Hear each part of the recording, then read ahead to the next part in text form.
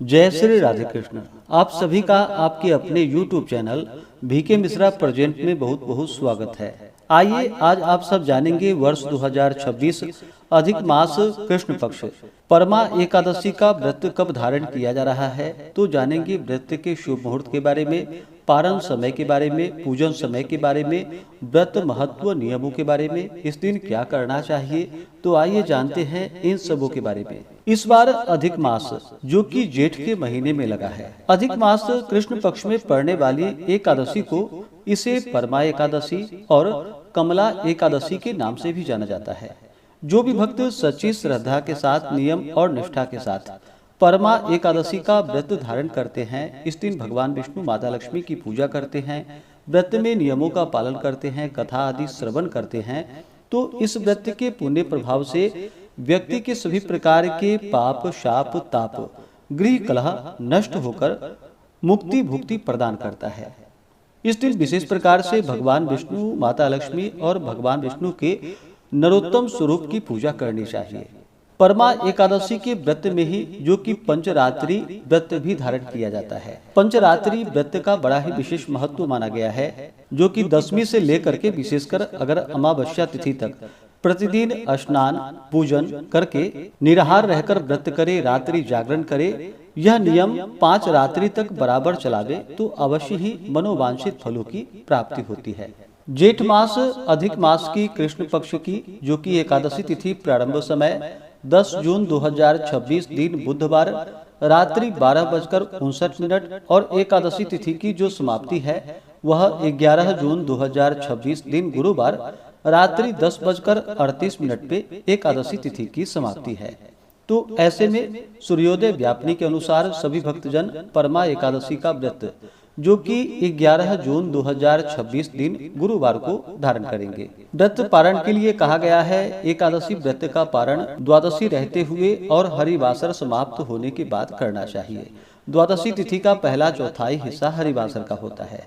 तो द्वादशी तिथि प्रारंभ समय 11 जून 2026 दिन गुरुवार रात्रि 10:39 और द्वादशी तिथि की जो समाप्ति है वह 12 जून 2026 दिन शुक्रवार शाम 7:37 पे द्वादशी तिथि की समाप्ति है। तो हरिवासर समाप्त होने का समय जो कि 12 जून 2026 को सुबह 3:54 पे हरिवासर की समाप्ति है। तो ऐसे में सभी भक्तजन व्रत का पारण जो कि 12 जून 2026 दिन शुक्रवार को सुबह 5:23 से सुबह 8:10 तक व्रत का पारण संपन्न कर लेंगे। इस व्रत का पारण तुलसी दलेन पारणम, तुलसी दल से व्रत का पारण है। संभव ना हो तो जल फल से व्रत का पारण करें। 11 जून को ब्रह्म मुहूर्त का समय सुबह 3:32 से सुबह 4:20 तक होगा। सूर्योदय का समय सुबह 5:07, सूर्यास्त शाम 6:48 होगा। राहु काल का समय दोपहर 1:40 से दोपहर 3:23 तक होगा। और 12 जून को राहु काल सुबह 10:15 से सुबह 11:57 तक होगा। राहु काल समय के दौरान कोई भी शुभ कार्य या नया कार्य नहीं करना चाहिए, इस बात का ध्यान रखें। प्रातः काल पूजा का शुभ मुहूर्त 11 जून को जो कि सुबह 5:07 से सुबह 6:49 तक होगा। शाम को पूजा का शुभ मुहूर्त शाम 5:05 से जो कि रात्रि 9:23 तक होगा। यह समय जो कि शुभ चौघड़िया मुहूर्त के अनुसार है। नक्षत्र रेवती होगा सुबह 8:16 तक, उसके बाद अश्विनी नक्षत्र होगा। योग शोभन होगा रात्रि 1 बजे तक, उसके बाद अतिगंड योग होगा। 11 जून को सर्वार्थ सिद्धि योग भी बन रहा है जो कि संपूर्ण दिन तक रहेगा, जो कि बड़ा ही अच्छा संयोग बन रहा है। इस दिन पूरे विधि विधान के साथ जो कि भगवान विष्णु, माता लक्ष्मी, भगवान नरोत्तम का पूजन करना चाहिए, कथा आदि श्रवण करनी चाहिए, विष्णु सहस्त्र नाम, पुरुषसूक्त आदि का पाठ या श्रवण करना चाहिए। इससे भगवान विष्णु अति प्रसन्न होते हैं।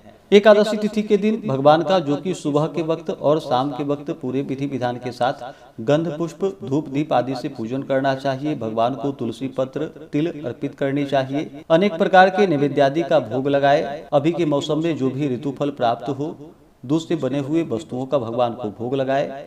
तुलसी दल हमेशा डाल करके ही भगवान को भोग लगाना चाहिए। और फिर जल से आचमनी करवा करके मुख शुद्धि के लिए पान पत्र, सुपारी लौंग इलायची के साथ में अर्पित करे, द्रव्य दक्षिणा चढ़ाए। इसके बाद व्रत का कथा श्रवण करनी चाहिए, भगवान की आरती करे, निराजन करे, क्षमा प्रार्थना करे। इस प्रकार से भगवान का जो कि सुबह और शाम के वक्त पूजन करे और द्वादशी की सुबह उठ करके स्नान आदि करके शुद्ध वस्त्र धारण करके भगवान का पूजन कर ले, भगवान को भोग लगाए, भगवान की आरती करे, क्षमा प्रार्थना करे और व्रत की पूर्णता के लिए भगवान से प्रार्थना करे कि हे भगवान, यह व्रत मेरा पूर्ण हो, हमें पुण्य फलों की प्राप्ति हो, हमसे कहीं भी इस व्रत में कोई भी न्यूनता या अधिकता हुई हो, इसके लिए प्रभु क्षमा कीजिएगा। इस प्रकार से भगवान से प्रार्थना करे और फिर ब्राह्मणों को भोजन करवाए, ब्राह्मणों को दान और दक्षिणा दे और फिर समय के अनुसार व्रत का पालन करे।